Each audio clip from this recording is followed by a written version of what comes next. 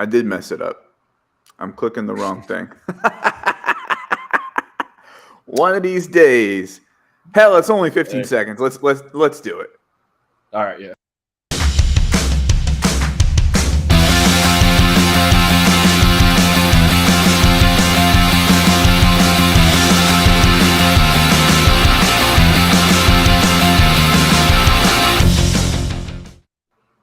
Hey, here we are.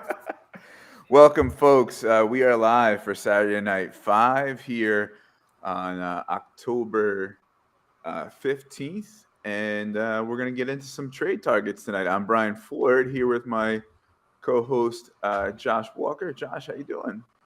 Doing well, thank you. Happy to be here again. I'm starting to feel the weight of being in too many leagues. Staying on top of my lineups is going to be a little hard. So, well, I'm here and I'm ready. How many? 16.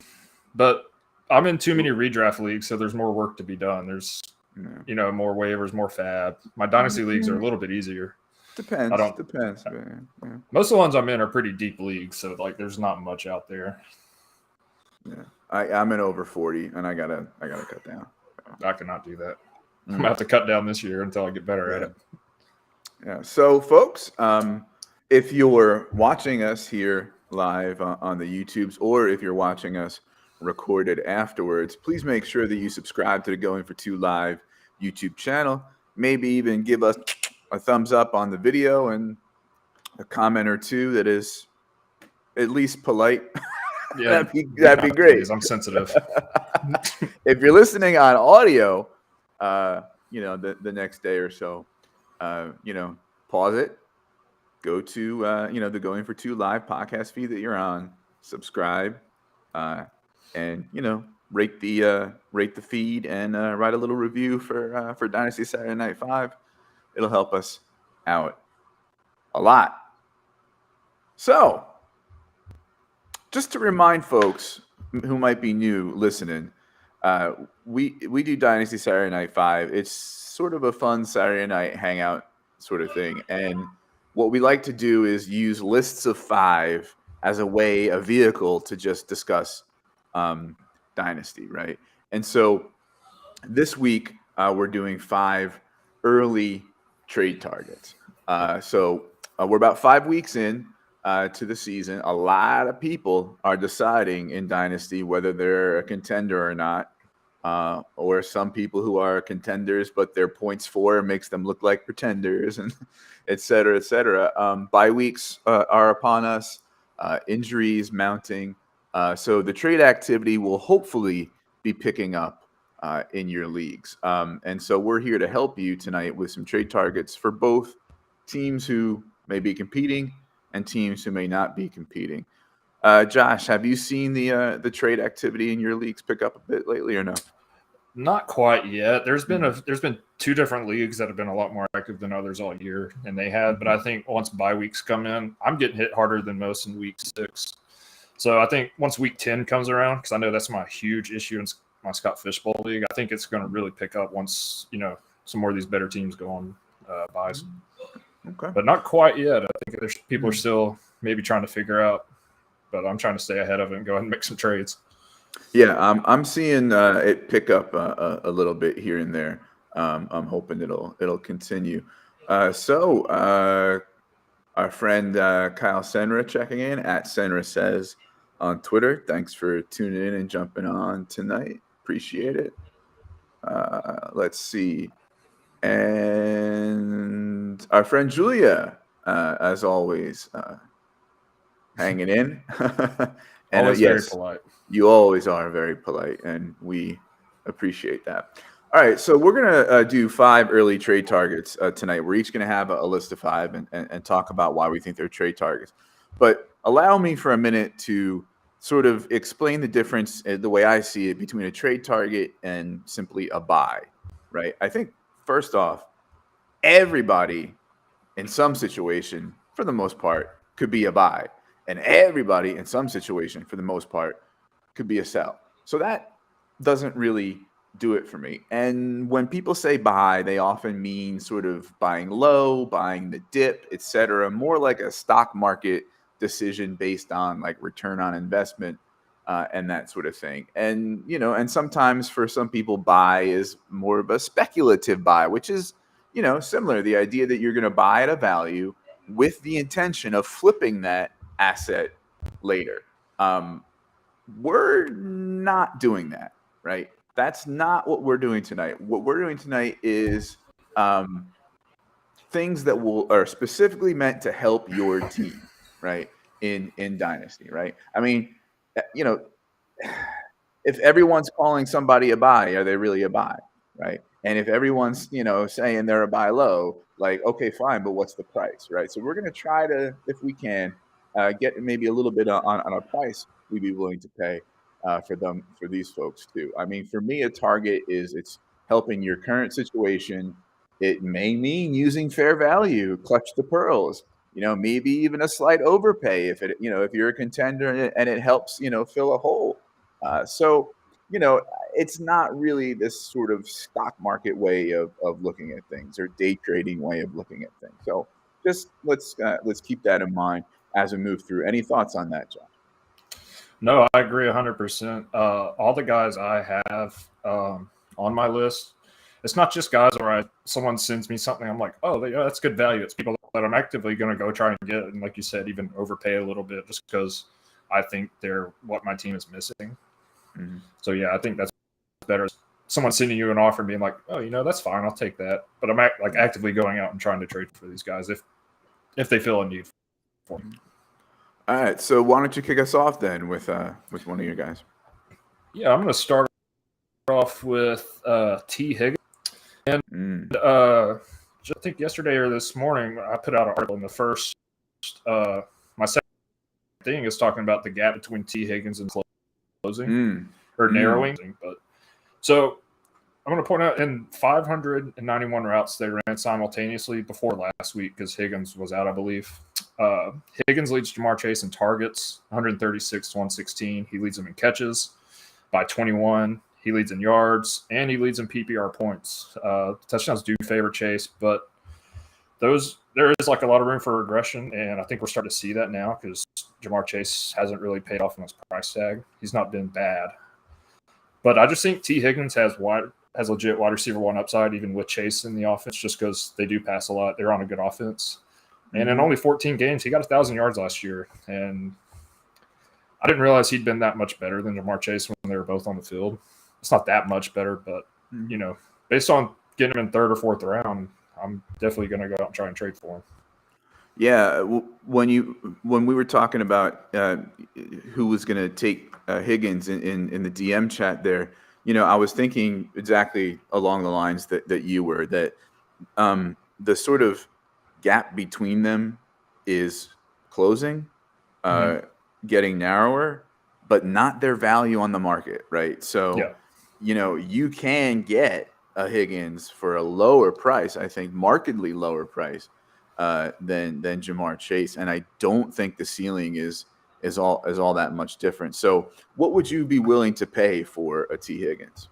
So just looking at it, because I've been super busy, so usually I put a lot more time into this, but I would probably, if I had enough running backs, I would probably trade Najee Harris almost straight up. He's trending in the wrong direction.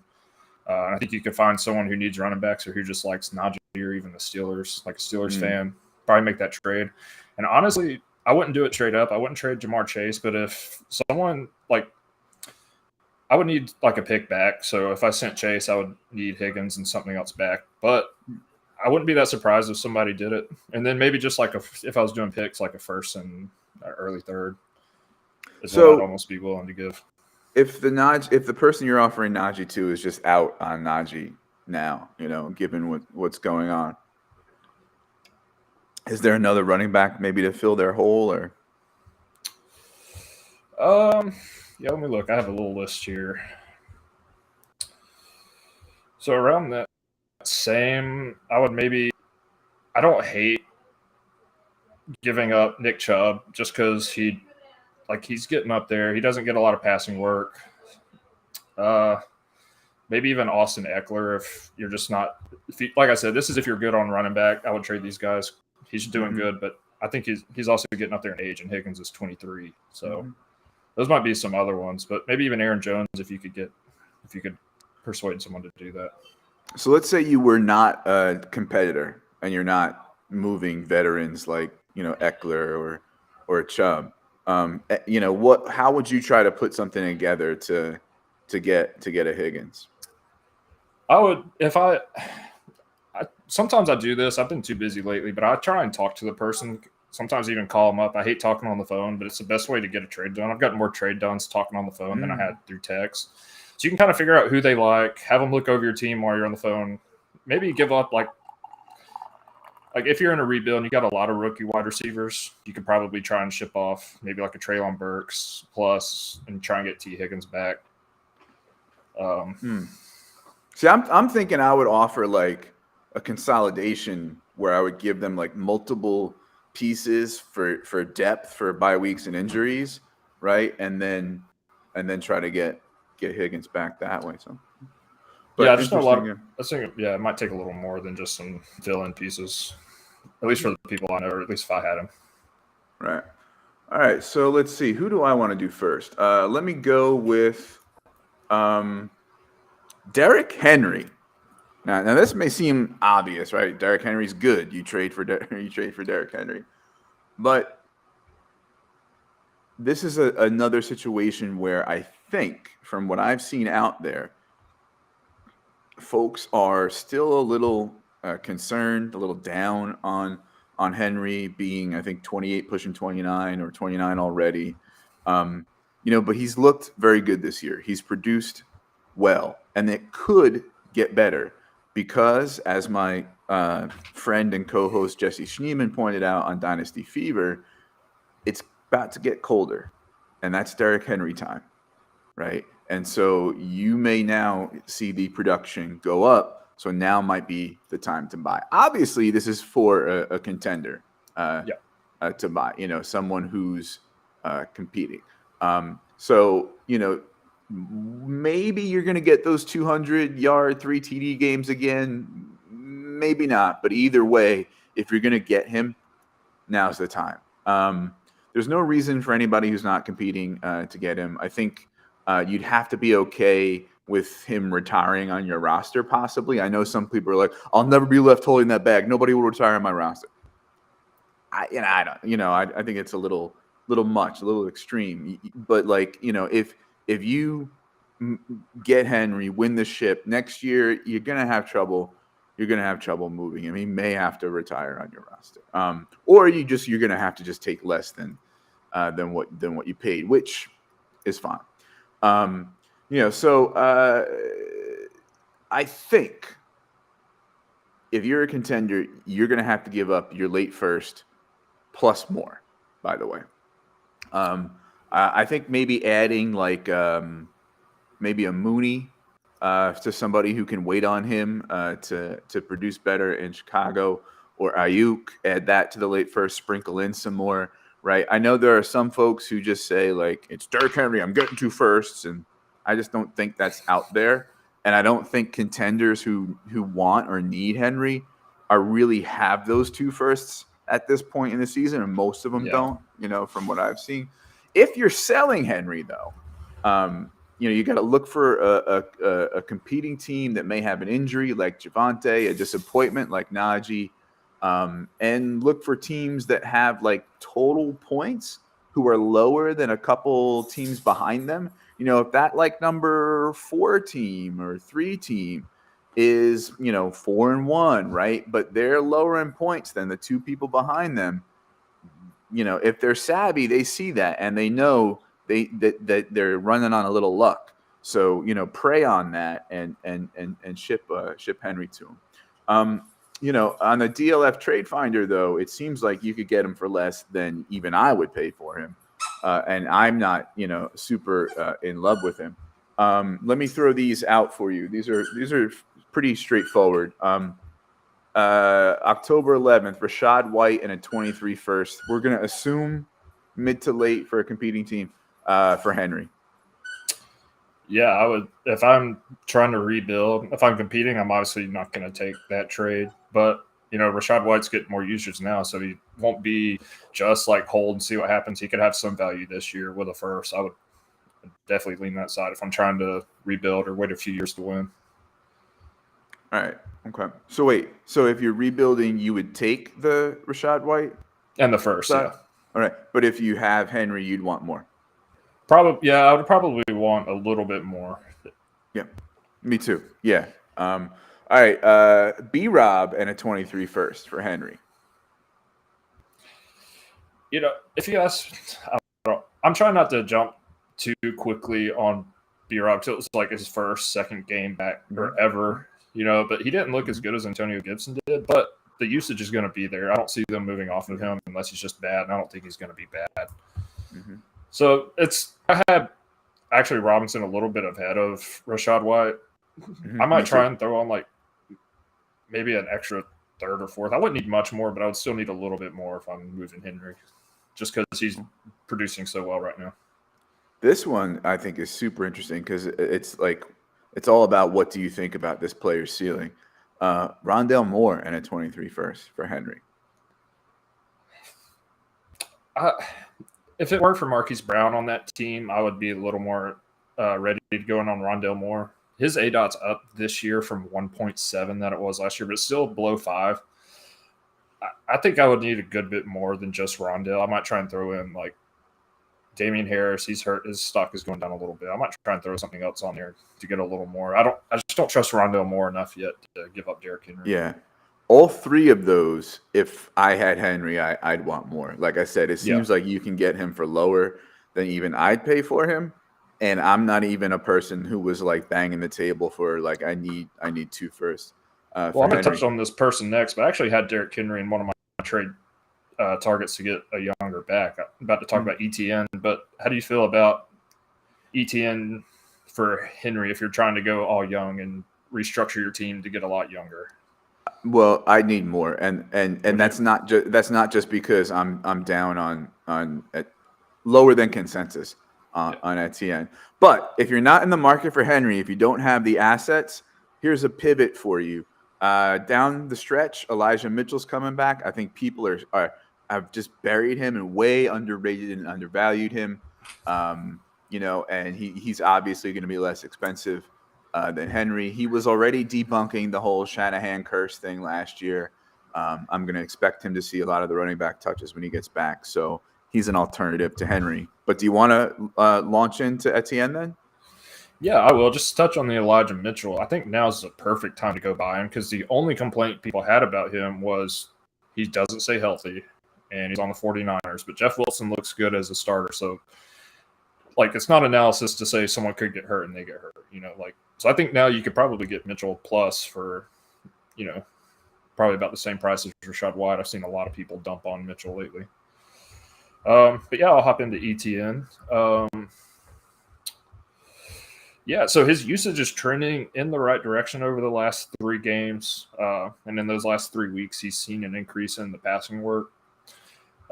James Robinson, he lived on the big play for the first 2 or 3 weeks. He's starting to level back out, come back, regressing to the mean. I think teams are starting to realize that he's back healthy. I think for the first few weeks, they might have just expected him to be slow, and he broke off big runs. But I really like the usage from ETN. I think he's a much more explosive player. He can be used in more than one role. I think he does have the potential to be an early down back and a pass catcher. Just for his age, just basically his rookie season. So he's only about 5 games into his career because he missed all of last season. So I think he's just going to continue to get better. I think he's going to eventually take over the usage from James Robinson, which has been pretty even lately as far as the passing and run game. And if I'm trying to target him, if someone's down on him and they don't like that he's with James Robinson, it's also someone in a committee, but I would try and maybe trade A.J. Dillon. I think to the right person, you might be able to make that trade happen. I know his stock's also fallen down a little bit. I also have his teammate who on a couple of different trade charts was above ETN. I would make that trade in a heartbeat. I would trade James Robinson for ETN just because I think ETN has better upside. Robinson might be a little bit better floor play. But if I'm trying to rebuild, I'm going to look for some ceiling plays. I already mentioned Derrick Henry. You probably have to add a little bit with ETN to get people to move from Henry. And another person I'm down on is Terry McLaurin. I would be if I had plenty of wide receivers, which most of my teams do this year, and I needed a running back, especially a young one. I might move McLaurin for ETN because he's losing out to Curtis Samuel, and Dotson is nipping at his heels too, and De'Ami Brown. I think they have a lot of weapons on a not so good offense. I tend to be somebody who doesn't like to do 1-for-1s at the same position, and so I would want to, say I'm, competing and I'm good at running back. I would want to focus on somebody like a McLaurin or a wide receiver or tight end instead of running back. If I'm trying to go young and trying to get Etienne, I don't, like as you said, some people kind of are having them, kind of even J-Rob and Etienne. So obviously, if you're trying to get young, you make that trade. But things are trending in the right direction for Etienne as far as like usage and snaps but like also I think it's going to be a little more game script dependent than some people are ready to admit.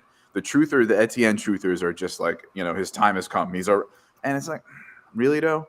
Like, I mean, I know Robinson's been, a little bit, inefficient with his touches relative to Etienne, but Etienne's snaps last week were skewed to the 2-minute offense and passing downs and that sort of thing. I don't think they're moving off Robinson, and I don't think that Etienne has that, first 2 downs, upside that some people do. But either way, I recognize what the market is on him. You know what I mean? So if I'm selling, I'm definitely going to want a good asset. So this is an interesting one. You got to figure this is somebody who is shipping off a quarterback because they got injured and they need somebody to score points now. Trey Lance for Etienne. That really just depends on my quarterback situation. I don't want to speak too soon. That tends to not be a huge issue for me. I tend to pay up for younger, good rushing quarterbacks. But if I needed one and I was stocked on running back or just trying to completely rebuild and someone really wanted ETN, I might make that trade because I do think Trey Lance is going to be, at least for fantasy, I think he's going to be really good. Okay.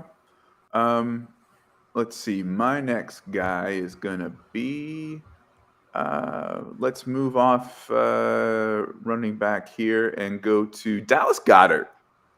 Right. So I tweeted a little while back going into the season that, Dallas Goddard was like my number 7 tight end. Right. I had Pitts, Andrews, Kelsey, Kittle, Waller, Hawk, and Goddard.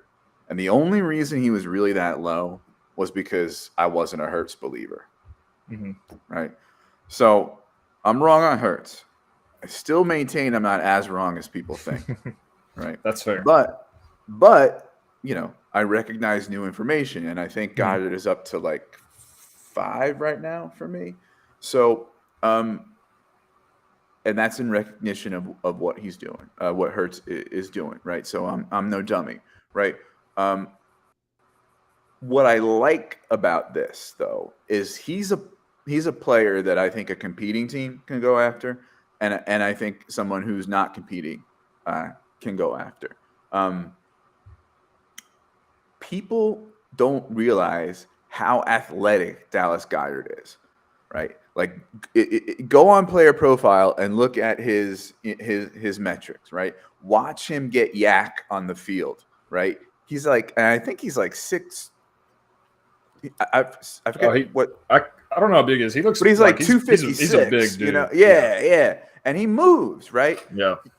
I would like to see him get more red zone and end zone targets. They're very low this year, but he is getting a lot of efficiency with the targets he gets, and on a lower number of targets has more receptions than a few of other top tight ends. So in a tight end premium, which I hope we're all playing in Dynasty, like that's that means something. He's getting those receptions. Depending on where you're coming from, it depends on what you would sell for him. So if I'm competing, I might start with like Dulcich and a second, and maybe go to like Knox in a second, Kirk in a second, something like that. Romeo Doubs in a second, just feeling out how this non-competing team feels about some of these folks. But you might have to be prepared to use a late first, especially in a full point tight end premium, right? If you're not competing and you're going after Goddard, look for a competing team that maybe has Goddard as their tight end too. They went aggressive as in tight end in the draft, or just over time they've acquired him, right? And then see what other needs they have. Maybe they have some injuries at running back. Give them Kamara. I would trade, a Kamara who's going to be aging out of relevance soon. I'd ship that for Goddard in a premium, for sure. Maybe clump together a couple assets to fill their holes, like James Robinson and Brandon Cooks, and then see maybe you sprinkle in more, or maybe they have to sprinkle in more. But like that's the kind of thing I would be trying to shape if I was a non-contender and going after Goddard. So I like Goddard. I think some of those red zone targets and end zone targets are gonna materialize. As much as they love AJ Brown and Hurts loves AJ Brown, I think there's going to be some positive regression. No, I think so too. And my next guy's on the Eagles too, so I'll just kind of segue into that. I think the only downside to Goddard, I have him 6, by the way, just behind Waller, Kittle, then Pitts. But I'm honestly about to move him up above Waller. I've been high on him. Just did, because he rivals George Kittle in his yards after catch ability. I think Kittle's a little bit better when he's healthy in that area, but Goddard's a close second. Like once he gets the ball in his hands, he can break tackles. He can turn a small play into a big play. And the only downside to the red zone thing, the Eagles are very run heavy, especially in the red zone. Sure. But they've also stopped throwing it to A.J. Brown as much, which I'll get into because I'm about to talk about Devonte Smith. So I think before you do though, you mentioned Kittle. He's a good pivot too that you could probably get for cheaper than Goddard right now. Like if you're a contender, I guarantee you, I shouldn't say guarantee you, but depending on how many leagues you play, you're in a league somewhere where there's a non-competitive team who can't wait to move Kittle off their roster. Grab him, and you could probably get him for less than Goddard right now. And now's the time to do it. He's about to have, we hope, a big week against Atlanta. Sorry, and so that's a good time to get him. But you want to talk about Goddard's teammate? Yeah, but I actually just traded for George Kittle while we're talking about trades. I figure I'll squeeze it in here. Mm-hmm. I gave up Gerald Everett, and the guy sent me George Kittle $70 a fab, and another piece. Like he sent that over. I put Everett on the trade block, and he sent me that, and I hit a Seth right away. I was like, I already have Hawkinson in that league, and the flex is not for tight end. So I had 2 really good tight ends, but now I can move one of the other ones, and George Kittle is going for – people act like he's dead weight on their roster. So definitely try and go trade for George Kittle too. But yeah, Devonte Smith. So I was looking into this, and I realized he's played more snaps than A.J. Brown so far this year, which isn't that surprising given A.J. Brown's had some injury concerns. But I thought it'd be a little bit closer than it is. He only has like 80 or so less yards than A.J. Brown. And in the last 3 games, he has more snaps, targets, catches, and yards than anybody else on the team. So I think they're really trying to make him more part of the offense. And I think teams are also closing in on A.J. Brown, maybe doubling him, keeping a shadow close to him just to make sure that he doesn't beat them. And that leaves more things open for Devonte Smith and even Dallas Goddard.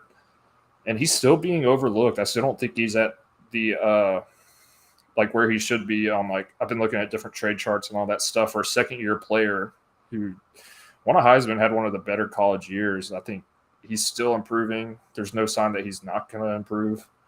So I think he's a perfect trade target right now. And some of the options I have, like I said, if you're good on running back, which not a lot of people are, I think you could trade Aaron Jones for Devonte Smith, or like you mentioned, even maybe Kamara if someone really needs a running back. Mm-hmm. I don't want anything to do with Kamara moving forward. I traded him in 2 of my Dynasty leagues. Even though he is aging, he's also got the legal stuff that's held over his head that could come into place next year. And just given that with his age, I'm out on him. So I would try and move him. But also, if you want to do a positional swap, I have Amari Cooper plus like maybe a third-round pick, and then DJ Moore. If you're down on Moore, the future uncertainty at the quarterback there because they don't have any solid options moving forward. You could probably move DJ Moore for him straight up. I wouldn't take the Amari Cooper in a third, and I wouldn't take DJ Moore. I just figure if you long term, I think I have DJ Moore ahead of Devonte Smith. Right at this moment in time, I don't know that I could do that. Right. I mean, maybe if I'm not competing and I want to maximize. Yeah, maybe I can see that. But you're right, though. The things are trending in the right direction for Smith. He's improving in all phases of the game, and I really do like him as a target. I think this is one of those things where the market hasn't caught up to maybe where he truly should be valued. Yeah. Yep. No, I agree. I think if you gave the right salesperson pitch, you could push Amari Cooper. He's the number one wide receiver, even though he's losing out targets to Njoku. You could still argue he's the number one guy there.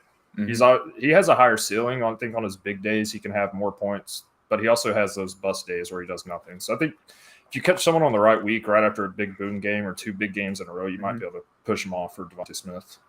Okay. Let's see here. I'm gonna go with. Speaking of wide receivers that are undervalued, I'm gonna go with Jacoby Myers.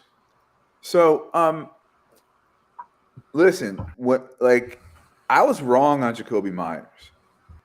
I was too low on Jacoby Myers. I'm not saying that I thought he was trash, and I'm not saying that now I think he's elite or something like that. But I was too low on him. I had him maybe in my early 60s in my rankings, and now I've got him up, I think, in the mid to late 40s. He's PPR gold at this point, right? I mean, he's underrated, he's undervalued, big target share.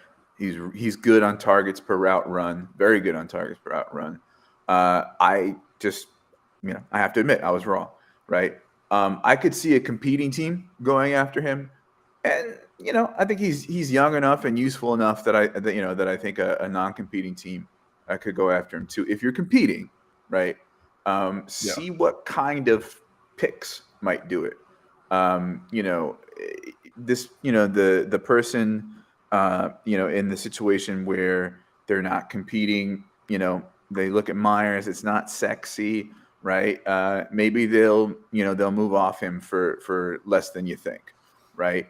And then, if not, maybe think about some younger pieces, like CEH, Rashad White, Tyler Algier, Joshua Palmer, Wandale Robinson. I'm not saying straight up on every one of those guys. Just go from that menu, right? If you've got those younger folks on your contending roster, I might think about moving that for a steady piece like Myers, whose game fits Mac Jones's game pretty well.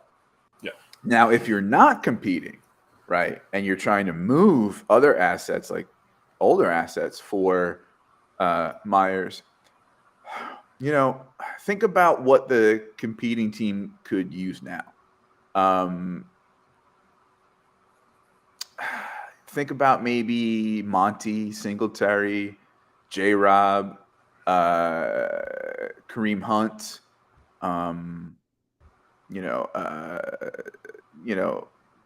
Think about a win now improvement, maybe at wide receiver like McLaurin, Sutton, Keenan Allen, right? Maybe ask for a little bit of picks on top, or if you're sending tight ends, think about Ertz, with D-Hop coming back. Think about moving Everett, who, I think, folks are high on right now. So, those are the kinds of guys I'm looking to mix and match to go get a Jacoby Myers, because, I think he's underrated. Yeah, I think he's not old, but he's also not young in the dynasty, the dynasty aspect of things.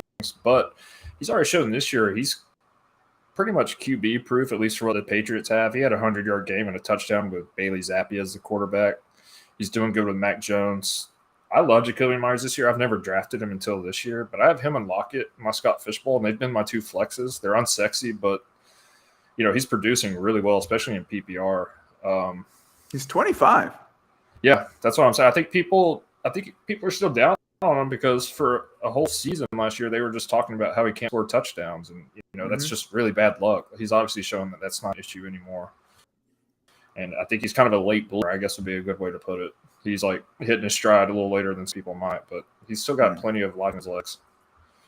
So let me take a look at a couple real-life trades here. Now, the DLF Trade Finder doesn't have a checkbox for tight end premium, but I'm assuming most of these are tight end premium. So Dalton Schultz and a 23 second for Myers, Lockett, and a 23 fourth. I think I said last week I'm not as high on Schultz as others. PPR, I'm going to take Myers and Lockett in a 23 fourth and hope I can get a steal on the fourth. If I'm competing, I'm taking that side for sure. Yeah. Here's an interesting one: Dak and Cooper Rush, plus Renfro for Jacoby Myers, CEH, and DK Metcalf. I'm assuming the side getting Myers, CEH, and DK have another quarterback or two if it's super flex because they're giving away two. That Myers, CEH, CEH is doing well. He's only 23, but there are some red flags there. But you're getting DK, the man's a pretty high target share, especially if it's man-to-man. So I think I'd take the DK side, the Myers and CEH, and hopefully they have other quarterbacks. Otherwise, I don't think they would trade Dak and Cooper Rush. Now, if you're looking for something that's a little cheaper than even Myers is, think about my man, Tyquan Thornton. He's not, he's pretty skinny. He's a speedster, right? He's a deeper threat. He's not going to be as prominent on the New England offense. But if you're not competing, try to get him kind of added to trades that are coming your way. Maybe a contender drafted him and they, are kind of like, he's not doing nothing. I need points. If you're competing, this is speculative only. This is like in case he makes noise later in the season. Like I think after like the middle of the season, I think he's gonna like move out Aguilar's in that role. Not that it's a big role. I think people are underrating Thornton for sure. Maybe I don't know. See if a rebuilder, is going to take 2/3, for somebody they may not know anything about or they just saw was injured and just coming back. Before he has like a one of those like spike weeks where he's going to have like 2 catches for a bunch of yards. When the Pats maybe have to throw deep or something. He's an interesting piece too. Yeah, no, I agree. I actually I got Thornton on 2 or 3 of my teams, my taxi squad. I've been getting some offers for him lately, but they just been feelers, hope like I think a fourth, nothing crazy for him. But there are some people that are, out there trying to get Tyquan Thornton for cheap before he blows up. But I'm just going to hang on to that one. Julia checking in here. Terrific call on Myers Mac connection. Thank you. However, there is a logjam at wide receiver in New England, so production could be volatile. Plus, quarterback play is inconsistent. Yeah, I think Mac certainly is all floor and no ceiling, and has of course been hurt. I think though, like when you look at target share in games Myers has played, and you look at targets per route run, he's who they're looking to, right? Kendrick Bourne is really only relevant when Myers isn't there. Devonte Parker is not really having a role. His big game was without Myers, so yeah, I don't know that the logjam is as much as people think. Right? I think the logjam happens after Jacoby Myers. It's a logjam for the wide receiver 2 and 3 roles because he's clearly the guy. He's getting the most receptions, target share, targets per route run, like you said. So. Who's next? Yeah, I'm gonna hop into my last one. It's a guy I actually liked a good bit, have a good bit of. It's Alec Pierce. He's only played half the snaps of Michael Pittman, and he only has 61 less receiving yards. I'm not saying he's just as good as Pittman. I think defenses are just honing in on Pittman, and that's leaving a lot of room for Alec Pierce to work. He is a clear number 2 because they don't really have strong tight end play. And for a rookie, he's looked pretty polished, like as far as route running, getting targets, getting himself open. He looks like he's able to separate. I haven't really watched too many of the games, so I'm just going off numbers. But he seems like he slots in nice in the slot. And you can get him for really cheap, more than likely, unless they're just really high on him. I would try and move Kadarius Toney for him. Maybe Damian Harris, Devin Singletary, Juju. But yeah, I would probably start there, especially with the running backs, given how light people are on running backs. I'd try and move Damian Harris or Singletary because I don't like either one of their positions, their team, where they're at. So I think if I'm a competing team, I would consider that, right? Pierce is moving in the right direction, right? Trends are what you want to see, right? I mean, yes, there's going to be a cap there because the offense isn't great. Matt Ryan is looking like Matt Ryan, at least until Jonathan Taylor gets it going. Yeah, and the run game. And I think, I think it depends, right? Like if you think somebody is like hip to this, that things are moving in the right direction for Pierce, then it's going to be different. The dance is going to be different.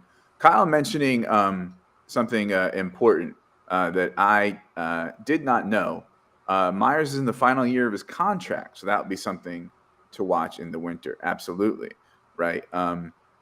Still only 25, right? He might land in some place that is needy at the slot and could be good or could be a bad fit.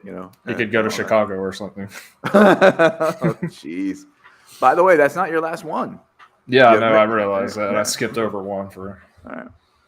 So I'm going to go with my number 4. Speaking of rookie wide receivers, that's Khalil Shakir. Shakir was somebody I liked going into the draft. I think some people even called him like discount Sky Moore, fairly similar player that you're getting in this but people don't value as much. The Bills before he showed out last week were practicing him in different spots because they were trying to say like, listen, this guy's got talent. We can't have him just be a slot guy, right? We need to find ways to get him on the field. And then he got his opportunity, right? McKenzie was out, Crowder was out, and he stepped it up. Kumaro was also out, but that's Kumaro. And he could earn more 2022 snaps for sure. Plus Crowder is, I think, out indefinitely. At least he's going to be out for a while, and he's Jamison Crowder, right? So this is mostly a move for next year. I think next year is his time. McKenzie and Crowder are both likely gone next year. And I think Shakir would step right in and be the slot guy. Now, the question, of course, is what does that get you, right? It's a piece of a prolific offense, but you've got big play Gabe. You've got, steady elite Diggs. What does the slot guy in Buffalo get you? Well, Allen's been using, I think, the slot, a little more than some folks think. And Knox is really, I think, a little overrated and very TD dependent. Not really, a target guy that you want in a tight end premium. So, I think there's definitely a role for Shakir. I'm not saying it's going to be, through the roof to the moon. It's not, it's not. He's not going to have big days like Gabe Davis probably, but I think he's going to be quite useful, and you can still get him for a good price. So if you're looking to get him, I would say try to get him added into trades where you're sending a competing team more win now pieces. But I also don't eliminate using a couple thirds if the competing team has sold all their picks and is deep at wide receiver. You'll see a few teams like that, right? Like they sold their picks, they sold their soul. They've got a 23 third, a 24 third, and a fourth, and then it's 25 time. And they might be deep enough at wide receiver where they're like, I need to recover some picks. I can't have zero draft capital. Sure, I'll throw you Shakir. So don't rule that out either, because as much as I am team thirds matter, one of the reasons they matter is because you can use them for in trades, right? So Julia thinks that McKenzie's going to be in Buffalo for a long time. I don't think so at all. His contract is up, and I think that's why they drafted Shakir. I think they've got their guy. So Lazard straight up for Shakir.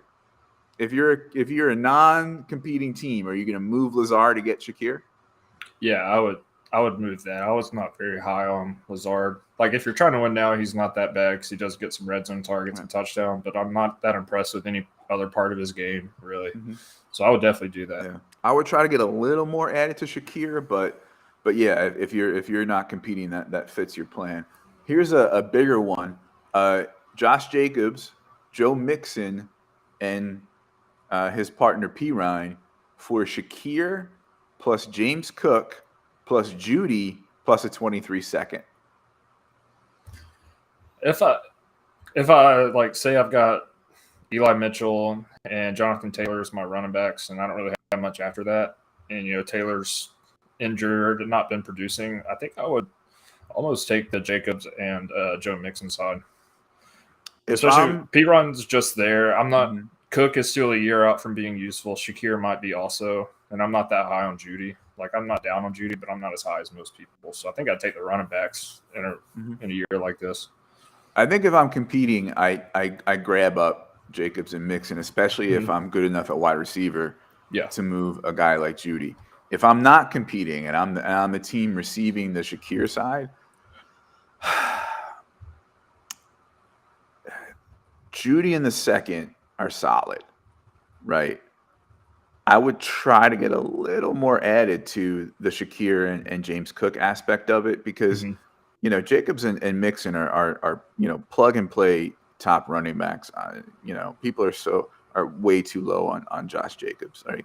Yeah. So I would try to get more added there. But here's a pivot for you. Jalen Tolbert, right? I had him kind of right with Shakir going into the pre-draft rankings. Obviously, being mostly inactive even when Gallup is out is concerning. That's not good. But I believe brighter days are ahead. In fact, when they talked about him being activated and playing this week, they said he has improved each week in practice. That's good to hear, right? Yeah. But his value is still way low at the moment, right? If you're a non-competing team, you're trying to get him as a throw-in on a deal, right? Because that competing team has a little use for somebody who's, been inactive so much and, they want points. Try to get Tolbert thrown in. Maybe the contender doesn't want to add a third to a trade that you're making and say, okay, fine, give me Thornton instead, right? And I think that, that to me might even be a safer investment than the third. Maybe that team sold too many picks and they're like, I don't know, what can I give you? And so, no, I want you to move my picks. Sure, done. Give me Thornton. Give me Tolbert, and it may listen. Here's the thing with Tolbert, right? We knew, even people who supported him like me knew going into this he would need to refine his game. Yeah, he was raw. Right. Yeah. Route running, needed some tweaks, right? Good strong hands, but concentration drops. I think if he went to like a bigger school and got big school coaching, like Ohio State or whatever, I think we'd be talking about him very, very differently. Again, I'm saying I like the guy. I'm not saying he's elite, that he's the next Olave and Garrett Wilson, but he's worth a look, especially with his value cratering. So don't completely count him out. Yeah, I have a trade real quick I made for Shakir. I want your thoughts on it. It's funny you started talking about thirds. So in a league where I'm competitive, like I think I'm 3-2 in a dynasty league, I moved Tyler Lockett for Shakir and 2/3. You think you would make that trade? You're competing. I'm getting Shakir. I am. I'm 3-2, but at the same time, I'm also trying just to accrue picks and younger players. Like I'm pretty deep at wide receiver right now. What's your record? 3-2. Who are your other wide receivers? Let's see. Let me pull it up. Our wide receivers are Mike Williams, Drake London, Christian Kirk, Elijah Moore, Ayuk, and I moved Lockett for Shakur in 2/3. I'm keeping Lockett in that situation. Really? Yeah. If I'm competing, yeah. Well, this is like the one league where I'm trying to compete but also get younger at the same time, which means I probably won't make the playoffs in 500. But I already have 2 firsts, 2 seconds, and 3/3 next year. Oh, okay. I see what you're saying. Yeah, I'm just trying to accrue picks while being competitive. But then there's the argument if you already have those picks, in the toolbox, see if Geno and Lockett can keep this up, and maybe when you're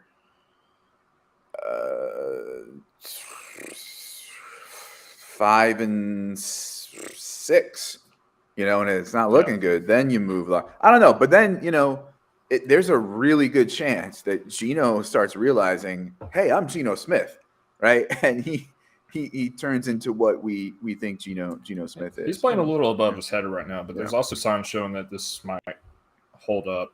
I'll hop into my next guy. Yeah. We just talked about him in one of the trade examples. Sure, go for it. Yep. Yeah, I'm going to talk about Joe Mixon.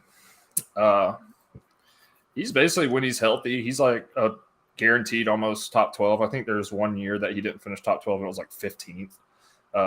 Every year he's been healthy, he's had 1,000 yards. He's the undeniable starter. Like he's not really being pushed for his playing time unless he gets hurt. And I think that's pretty valuable with running backs. He's never been absolutely great with yards per carry, but the volume and being the guy there, kind of makes up for that. And he's, like I said, he's the only one, so he gets all the red zone carries. Not all, but he gets most. He's being used more in the passing game than he ever has, which started last year in the playoffs. So I think they realized that they could use him more in that. Be a nice dump off for Joe Burrow so he doesn't get sacked as many times as he has to start the year. And talking about sacks, the O-line, they got a bunch of new players and they're better than last year, but the communication's still lacking. I think there's still a lot of room to improve for them to get better, especially in run blocking. So there hasn't been much room to run. I think that's going to get better. He's still fairly young. And if I was trying to trade for him, if I'm trying to dump off an older wide receiver, I might try and see if somebody wants Tyreek Hill. I think Tyreek Hill still has a year or two left, but he's also getting up there in age. I think his body will wear down a little bit given his size the older he gets. No, wait, would you make that trade if you're competing and you need a running back? Yeah, and because this year I tried to draft heavier in wide receiver than I have. So if I have plenty of wide receivers, I would probably move Tyreek. I might ask for something extra, knowing that I will take it straight up, but I'd at least try because Tyreek still has, especially for a competing team, he's still really good. He's still a top 10 receiver. I just don't expect that to keep up much longer. I'm not a fan of guys who are constantly injured. Chris Godwin's one of those guys. I think you could maybe move him. I put Godwin plus, so you'd obviously need more. So I'd obviously have to dump off a pick with Godwin to get Joe Mixon. But you might not have to. You might be able to make that straight up, and I would do that. Yeah. No, it depends on the situation for sure, right? Mm-hmm. Say you were like completely not competing, and you've got Mixon on your roster. What are you trying to move him for in return?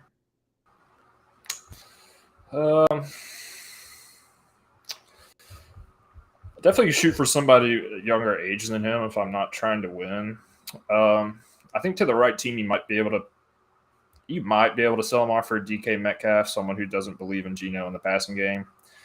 I would try and trade him for Olave if nobody really wants him. Maybe Bateman because Bateman's been down. Garrett Wilson. I'd definitely shoot for a receiver that's 25 or younger. Or because I don't, like you said, I don't know if you could trade straight up for a running back. But I'd definitely be shooting for age, maybe some picks too. Yeah, I don't know that you could get Olave for him right now. But Bateman, maybe. Yeah, if that competing team is good enough at receiver and I don't know, maybe they think Ravens run too much and Bateman's been a little hurt and maybe they're restless. Yeah, maybe. Yeah.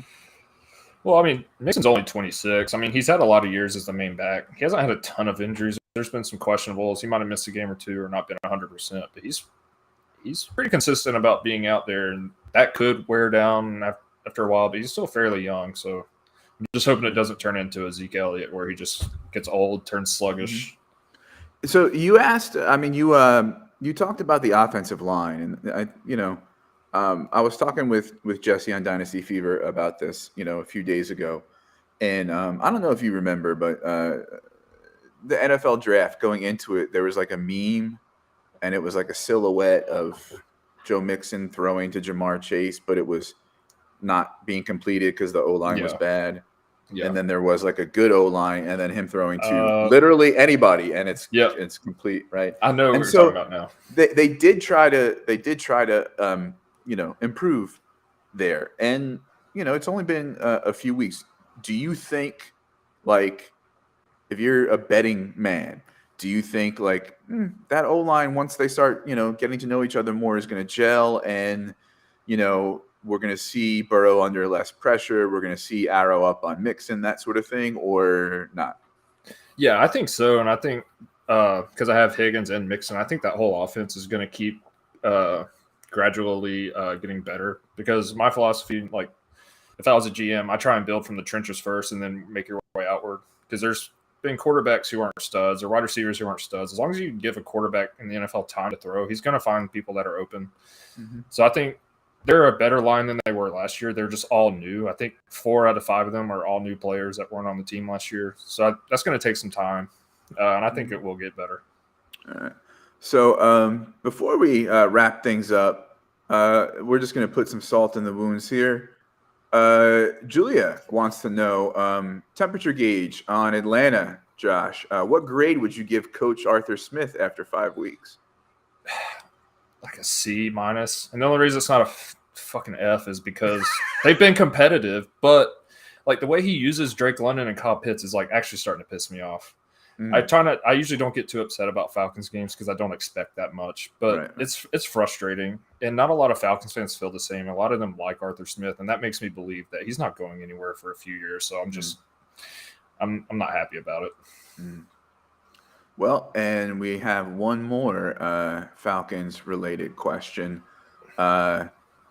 Basically, if Desmond Ridder is not the guy, we almost talked about him as a trade target tonight. If Desmond Ridder is not the guy, does Atlanta sign Geno if he leaves Seattle? That depends. Like the Falcons have recently kind of been in between whether they want to rebuild or whether they want to compete. At that point, I think I would just let them build around London and Pitts and just get a young quarterback and let them grow together. Maybe trade down and get a young quarterback coming out of the draft, because the quarterback class is a lot better this year next year than it was this year. So I hope not. That just shows it's more years of mediocrity. And I think so too. There's a long time to go in the season, but if they're not, I don't know what kind of picks they have, what kind of capital they have, but if they're not bad enough to be in the hunt for Stroud or Young, or at the moment, maybe they're, I don't know, like at Will Levis level, when they, so I don't know. Yeah.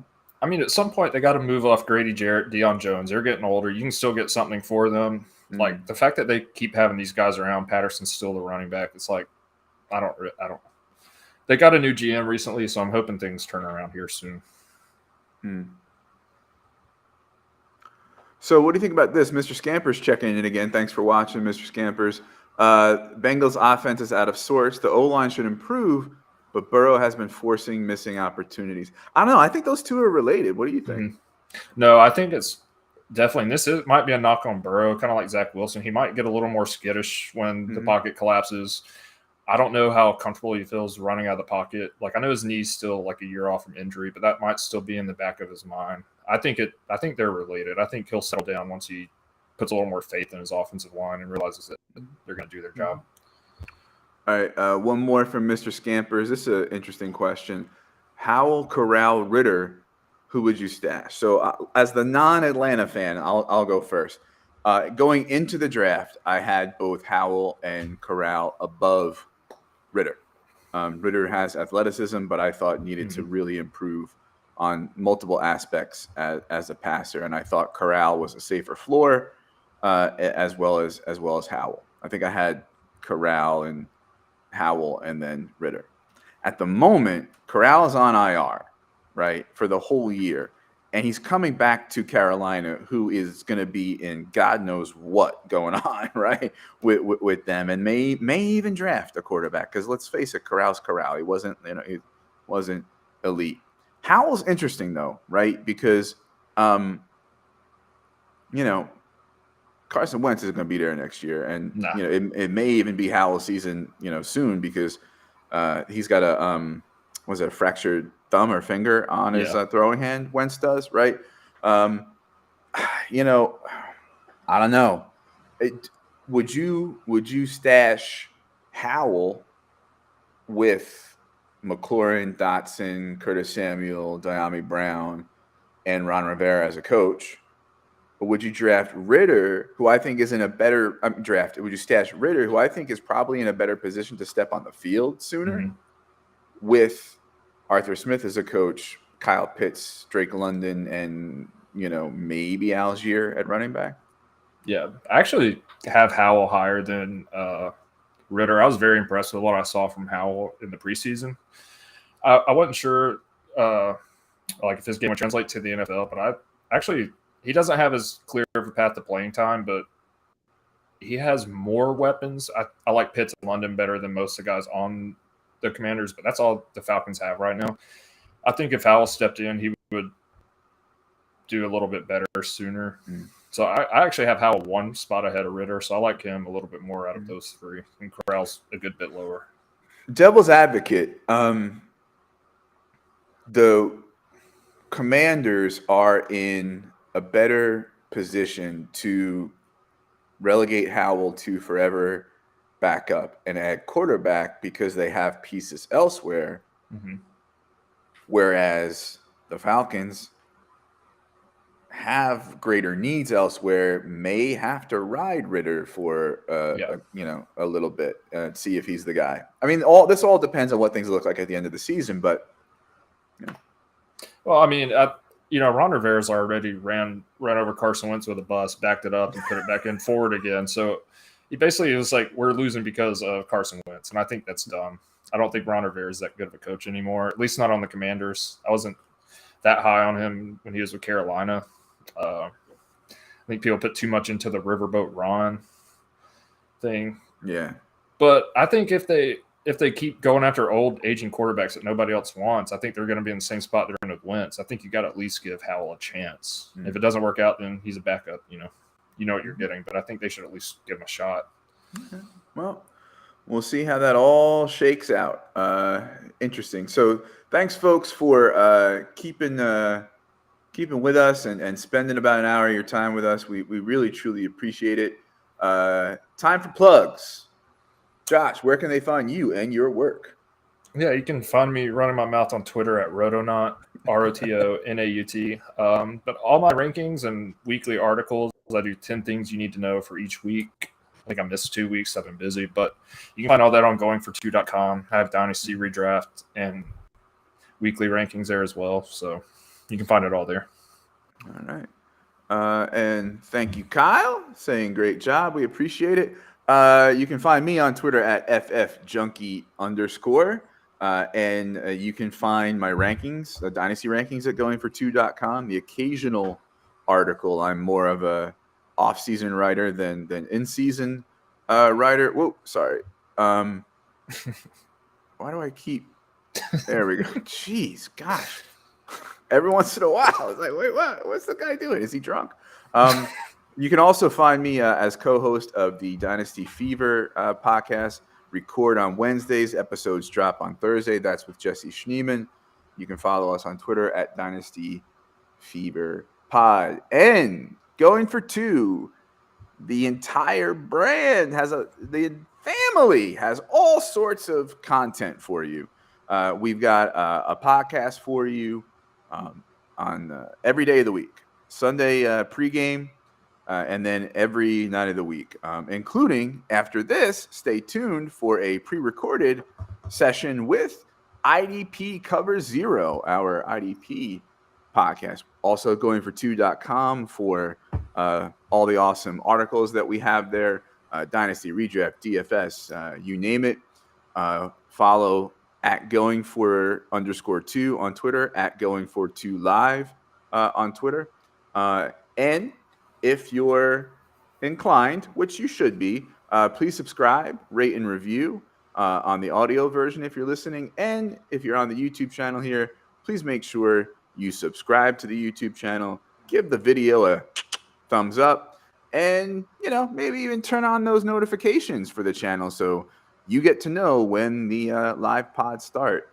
That's a wrap. Thanks for being with us.